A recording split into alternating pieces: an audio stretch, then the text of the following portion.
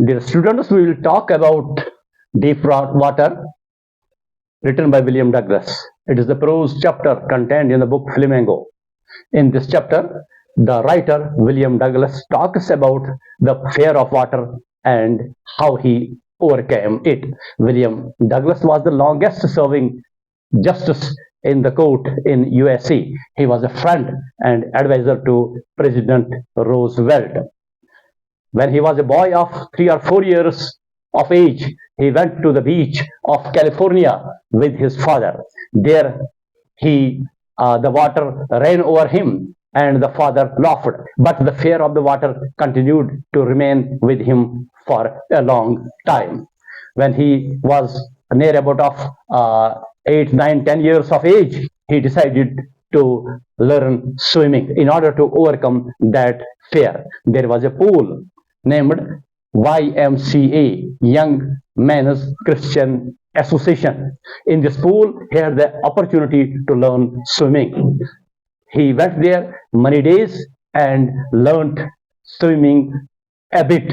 He tied water wings and went into the water and slowly swam the length of the pool. But he was not yet a perfect swimmer. His mother continued to remind him of the Yakima River, where every day drowning took place.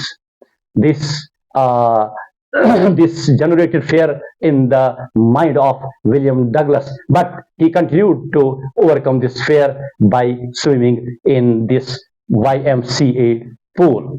Then one day, a strange episode took place. A misadventure rather happened.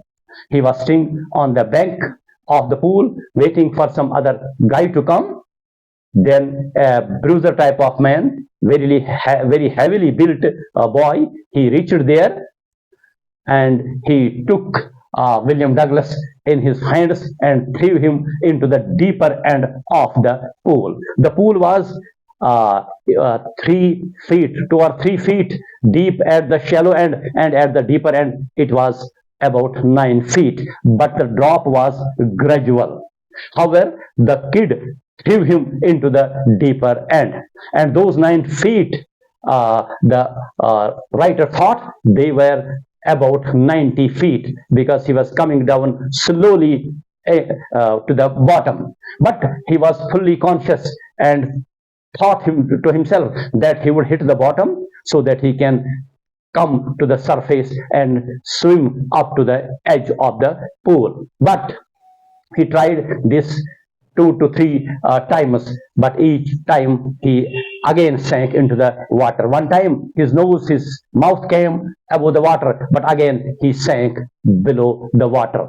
And then he felt unconscious and he couldn't think anymore. His arms, his legs lost every sort of vigor and vitality.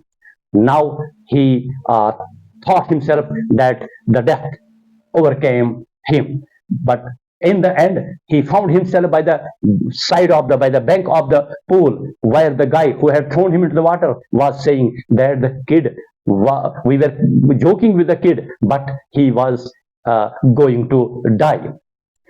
Then many years rolled by, but the fear continued to remain with the writer, the narrator of the story, William Douglas. Finally, he decided to get an instructor. The instructor tied a belt around his body and attached a rope with him. That rope went over a pulley. Then asked him to swim into the pool. When he sank into the water, the instructor would pull the rope so that he may come above the water level. This happened many times, and after many months, the narrator was able to swim perfectly. Finally, he became a very good swimmer. But the fear was settled with him, and he had not shunned it 100% or permanently. Finally, he decided to go to Mead Glacier, where he camped by the side of the warm lake.